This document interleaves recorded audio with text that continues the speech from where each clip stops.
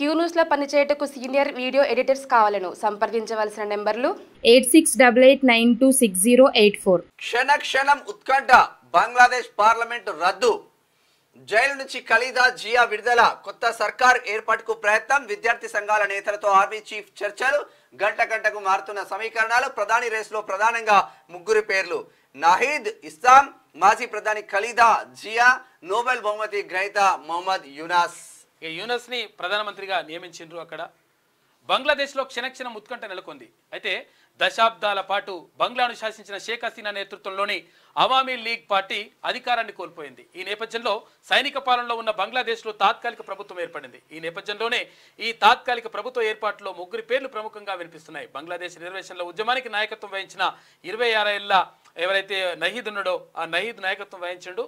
పని ఖతమైపోయింది. అక్కడ షేక్ హసీనా భారత్కు పారిపోయి వచ్చింది. ప్లాన్ ఏంటి? బంగ్లా పరిణామాలపై అఖిలపక్ష సమావేశం. ఈ ఘటనలో పాక్ కుట్ర ఉందా?